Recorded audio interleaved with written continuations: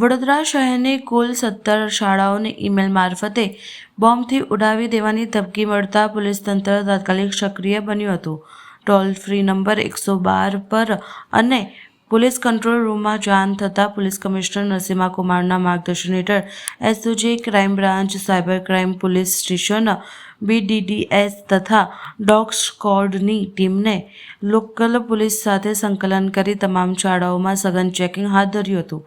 શાળા પરિસર, વર્ગખંડો અને પાર્કિંગ વિસ્તારમાં તપાસ કરી જરૂરી સ્થળોએ ઇવેલ્યુએશન પણ કરવામાં આવ્યું હતું. તપાસ દરમિયાન કોઈ શંકાસ્પદ વસ્તુ મળી આવી નહીં અને પ્રાથમિક દ્રષ્ટિએ ધમકી ખોટી હોવાનું જણાયું છે.